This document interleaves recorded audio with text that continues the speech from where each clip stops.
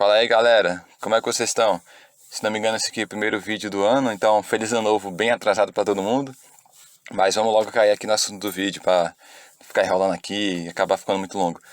Quero trazer aqui uma espécie de uma pequena reflexão sobre o que realmente há de novo na assim chamada nova Guerra Fria, que a imprensa tem falado desde o início aí da pandemia. Já tem gente, alguns especialistas que falam de uma Guerra Fria 2 desde 2015, 2014, por aí.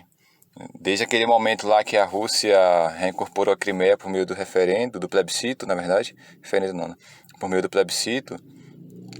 E aí tem alguns especialistas, entre eles Luiz Alberto Muniz Bandeira, falecido, né, o saudoso, ele diz que ali se consolida o início da nova Guerra Fria. E na verdade ele já disse um pouco mais atrás, que foi quando houve a intervenção russa lá na Coreia, ou na Geórgia, desculpa, na Geórgia, lá no Cáucaso.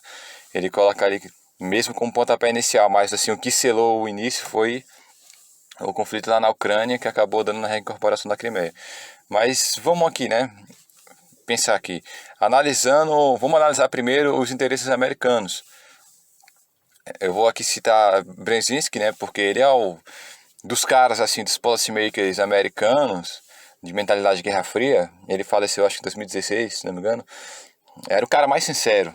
Não era aquele cara que ficava falando propagandazinha de democracia, até falava, mas ele era aberto, ele era franco. Então, para mim, é o cara melhor para você entender a política externa americana na Guerra Fria, para até hoje, é ele. Tem outros caras também. E segundo ele, né, Brzezinski, ele, em alguns livros dele, que ele lançou em 98, chamado Tabuleiro Mundial. Não tem em português, mas tem em espanhol. Quem quiser baixar, eu vou até colocar ver se eu consigo achar o link e colocar aí na descrição do vídeo, da versão em espanhol. Coloca a versão em inglês também, para quem quiser. Ele fala que o interesse americano mesmo é controlar a Eurásia. Na verdade, já tem um livro anterior a esse, de 84, se não me engano, que ele diz que o conflito entre os Estados Unidos e a União Soviética é pelo controle da Eurásia. Porque lá está 2/3 da população mundial, está a maior parte do PIB mundial, quem controla aquilo ali vai controlar o mundo. Para isso, eles precisam manter a soberania na Europa. E eles fazem isso, né, como a gente sabe, por meio da OTAN. Segundo, eles têm que, para poder conseguir controlar a Eurásia, tem que afastar a Rússia da Europa, para minar a influência de Moscou sobre o continente europeu.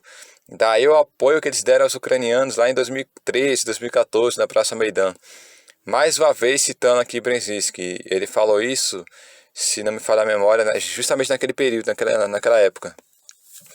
Abre aspas aqui. A Ucrânia não precisa da Rússia para estar na Europa. Mas a Rússia precisa da Ucrânia para fazer parte do continente europeu, ou melhor, fazer parte da comunidade europeia, né? Que a Europa, no fim das contas, é uma ideia. Não existe um espaço geográfico em si mesmo europeu, é uma ideia, basicamente isso. Construída ali meio no período de Carlos Magno, lá na Idade Média. Mas aí já é outra história. Outro interesse é ter o controle total do Mediterrâneo, por meio da derrubada de aliados russos na região, sendo a Síria o principal aliado da Rússia. Porque a Rússia tem uma base naval lá na Síria que sai para o Mediterrâneo. Na Líbia, se não me engano, eles também tinham. Então antigamente, lá para a década de 50, 70 mais ou menos, também tinha no Egito. Mas aí acho que se não me engano foi Saddam, quando ele assumiu no Egito, ele virou para o lado do Aliança Atlântica e expulsou todo mundo da União Soviética lá dentro. Se fechou as bases navais que tinham lá também. E, além do Mediterrâneo, tem que expulsar a Rússia também do Mar Negro. E isso explica o não reconhecimento do referendo que reincorporou a Crimeia à Rússia. E por que eles querem tanto também que a Ucrânia entre na OTAN? E a Crimeia faz parte da Ucrânia, porque até mais ou menos 2014, antes lá do plebiscito, era um contrato que tinha lá o governo russo com a Ucrânia, que numa base lá, Simferopol, se não me engano, não sei se é assim que pronuncia em russo, tinha uma base russa lá. E aí um dos objetivos com o golpe no Maidan era tirar a Rússia dessa base, colocando a Ucrânia dentro da OTAN, a OTAN assumiria essa base. Então, veja bem no mapa aí, a OTAN dominando ali a ilha da Crimeia, cara, basicamente você está dentro da Rússia. Então, a questão assim vital de segurança para os russos. A OTAN sempre desejou se apossar daquela base naval na ilha. E claro, né, sem esquecer ali na região do Mar Negro ainda, Mar Mediterrâneo, a gente não pode esquecer da Turquia, que é parte da OTAN inclusive, mas que Erdogan, ultimamente, ele tem ensaiado uma aproximação com a Rússia. Já recentemente fez contrato com a Rússia para comprar o S-400, que é o sistema de defesa de mísseis da Rússia, que eu acho que o S-400 é a versão mais atual, se não me engano. Inclusive, receberam sanções americanas por conta disso. E aí eles estavam naquela, se Biden levantasse as sanções, eles iam repensar o contrato. Mas aí como o Biden manteve, então eles anunciaram essa semana que eles vão comprar mesmo esses 400 russos. E além disso, tem também um projeto aí que Vladimir Putin, isso foi ano passado, ele fechou um acordo também com o governo turco para poder fazer outro gasoduto saindo da Rússia para fornecer gás russo lá para a Turquia, que é o Turkstream. E é claro, né, além disso, tem a expansão da influência americana no Cáucaso e Ásia Central, por meio de revoluções coloridas e financiamento de grupos terroristas, especialmente ali naqueles países cheios de estão, né, que faziam parte da antiga União Soviética. Então você tem esse quadro aí, você vê esse quadro que eu falei, Cáucaso, Ásia Central pós-soviética, Europa, Ucrânia, tudo uma forma de expulsar a Rússia da comunidade europeia, acabar de vez com a influência russa, não só na Europa, mas nessas regiões que eu falei, e também simplesmente acabar com todas as saídas do mar da Rússia, que não pudesse sair mais pelo Mar Negro, nem pelo Mar Mediterrâneo, porque você indo pelo Mar Negro, você passa ali pelo Bósforo, Dardanelos, desce ali para... Esse caminho você pode ir lá para o Oceano Atlântico, Oceano Pacífico, o Índico, e também por esse caminho do Mar Negro você pode sair ali se der a volta ali, né? Você pode sair ali pelo Mar Mediterrâneo também. Só que aí fica mais... É uma logística maior, então é mais importante você ter um aliado ali dos países mediterrâneos, no caso da Síria, como eu já falei, para colocar uma base naval lá. Bem, até aí, né, nenhuma novidade em relação à Guerra Fria 1.0. O interesse é o mesmo, né? O controle da Eurásia, isolamento da Rússia e não deixar a Rússia ter nenhuma saída pelo mar. Esses movimentos geoestratégicos que eu falei aqui visam esse fim. Então até agora nada de novo, né? Quanto à estratégia do chamado Indo-Pacífico, nada também se alterou em essência, porque para começar os americanos já desejam o controle lá do extremo asiático, bem antes da Revolução Russa, inclusive, lá do final do século XIX, quando eles invadiram as Filipinas, ou foi a Indonésia, mas acho que foram as Filipinas. Quando eles invadiram as Filipinas, desde aquela época eles sempre tiveram aquele interesse de controlar aquela região inteira, com aquela desculpa que eles dão até hoje, né, de garantir a liberdade dos mares, e que foi consagrada pelos 14 pontos de Wilson lá durante o final da Primeira Guerra Mundial. Tanto que se você for ver, durante o século XX todo, praticamente, na verdade desde o final do XIX, quando eles foram para lá, e durante o século XX inteiro, o grande rival geopolítico dos Estados Unidos naquela região era o Japão. Desculpa que eu tô aqui dentro do carro, vai bater um negócio aqui. Era o Japão que era o grande rival geopolítico.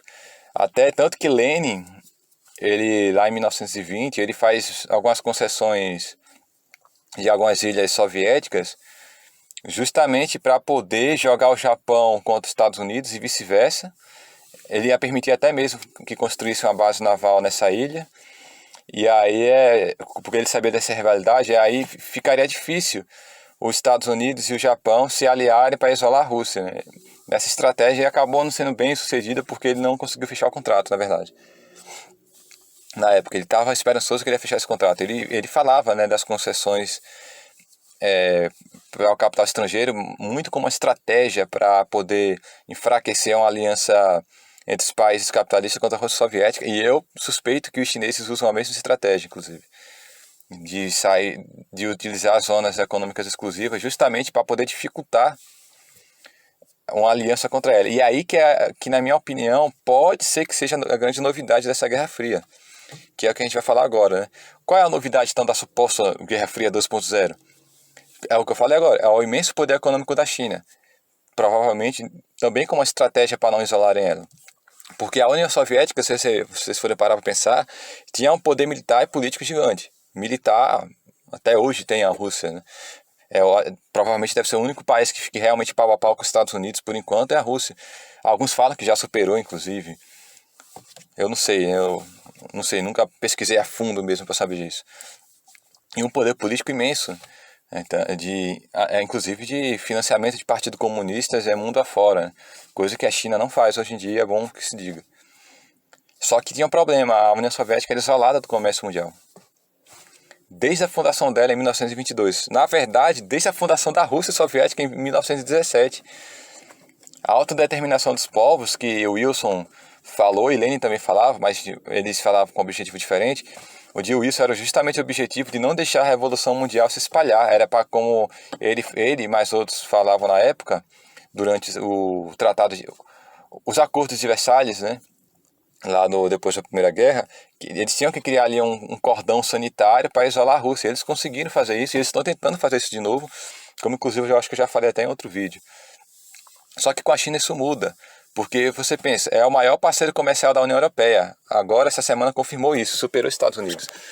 Só da Alemanha tem 5 mil empresas alemãs dentro da China. E a Alemanha é quem carrega a Europa nas costas hoje. Então você vê, é um custo muito grande você querer isolar a China, porque a China, inclusive o país responsável por estar recuperando o ganho das empresas da União Europeia é a própria China. Atualmente a China lidera o maior acordo comercial da atualidade, lá na Ásia, né, que é o RCEP, que inclui até mesmo rivais históricos como a Austrália e o Japão. A Austrália que deve ser assim praticamente uma colônia dos Estados Unidos. Só teve até hoje na história, só teve um governo lá que ousou ter uma política externa independente e o cara foi derrubado ainda, se não me engano era do Partido Trabalhista, mas lá todo mundo puxa saco dos Estados Unidos até hoje. E aí você pensa, além disso, tem uma integração econômica muito grande com os Estados Unidos. As duas economias, na verdade, são interdependentes. Você pode reparar que quando a China anunciou o fechamento total pelos 3 meses no início da pandemia, foi aí que a crise econômica veio de vez. Porque todo mundo dependia da China, dos fornecimentos das indústrias chinesas. E aí você ainda pensa, cara, Europa, Estados Unidos, América Latina. A América Latina hoje praticamente está quase solapando a presença primária dos Estados Unidos. Aqui no Brasil isso já passou há muito tempo. Você vê quem que mantém o controle, o poder ainda dos ruralistas, são as compras chinesas. É por isso que eles ficam tão preocupados com a continuação de Ernesto Araújo aqui no Itamaraty. Rola conversa de boato desde o final do ano passado que querem colocar Temer no lugar dele, ou então a ex-ministra lá da Agricultura, Tereza, que saiu agora, justamente porque ela tem uma boa relação não só com os chineses, mas também com os países árabes, né, que já foram muito atacados por Bolsonaro. E é justamente a China que garante a balança comercial muito favorável para o Brasil, que é o país mais importante do Cone Sul. É atualmente também o maior parceiro da Argentina, o maior parceiro comercial, superou o Brasil. Se não me engano, é o maior parceiro comercial do Peru. Eu acho que o Peru é o único país latino, inclusive, que participou oficialmente da Rota da Seda. Se não me engano, acho que é o Peru. O Chile também está com acordo, fez um acordo ano passado para a implantação do 5G, vai ser com a Huawei. O Banco Central chileno fez um acordo de swap cambial aí com o Banco Central chinês. Então você vê que a presença chinesa no mundo é econômica e financeira também é enorme. Coisa que a União Soviética nunca teve. Aí a gente também pode passar para a questão tecnológica, a liderança do 5G na China. No 5G, as empresas chinesas que lideram hoje. Mesmo apesar de boicote para tudo quanto é lado, ainda continuaram sendo a maior produtora de smartphone. Os Estados Unidos está tentando aí fazer uma coalizão mundial anti-5G chinês e não tem tido muito sucesso com isso, né? A Alemanha mesmo parece que não está muito a fim de entrar, pelo menos Angela Merkel. Teve aí uma monarquia absolutista da África, que inclusive reconhece Taiwan e não a China. que tinha banido a Huawei, mas voltou atrás. Na Suécia, a Ericsson já o CEO da Ericsson falou pro governo sueco: ó, se vocês tirarem a Huawei daqui, a gente vai sair também daqui. A Ericsson falou também que sairia da Suécia. Então é praticamente impossível você banir o 5G chinês do mundo. Pode ser um banimento ali pontual, aqui ali tipo a Inglaterra fez, mas não como eles esperavam, né? Sem mencionar, como eu já falei aqui agora há pouco, as novas rotas da seda, que vai integrar as economias da Europa, da Ásia e também uma parte da África. E provavelmente você vê que eles também têm planos de incluir o mundo todo, né? Então, como é que você faz para isolar um país tão poderoso como a China? A não ser que o país em questão queira sofrer graves consequências como a Austrália tem sofrido. Eles vão congelar os ativos chineses no exterior? Bom, a resposta chinesa seria recíproca, né? Eles podem congelar também um monte de ativo que tem lá dentro. Isso aí seria um baque ainda maior na crise econômica que já é a pior desde 1929. Vão reconhecer a soberania de Taiwan? Bom, aí você arrasta a região inteira para a guerra e provavelmente até o mundo, porque por lei os Estados Unidos têm que proteger Taiwan. Então isso seria uma fagulha tão poderosa quanto foi a invasão alemã na Polônia e o assassinato do arquiduque Franz Ferdinand, que originou a Primeira Guerra Mundial. Então é uma coisa que para mim também está fora de questão. Os americanos eles não iriam se arriscar a esse ponto. A meu ver, a estratégia vai ser pressionar por direitos humanos, também, o que também não é uma novidade. Jimmy Carter já fazia isso contra a União Soviética. Então, para mim, a única novidade mesmo, assim, nova, da tal nova Guerra Fria é isso, é o poder econômico da China, que a União Soviética não tinha. Não só o poder econômico, mas também essa integração que ela tem tão forte até com os Estados Unidos e com os países da Europa. Aí você vê, fica difícil, né, para os caras tomarem um lado. Então fica aí a reflexão. A gente está mesmo durante uma nova Guerra Fria ou é apenas a continuação daquela Guerra Fria que foi iniciada ali contra o Bloco Soviético? Então é isso aí, galera. Fiquem na paz aí e até o próximo vídeo. Abração. Valeu!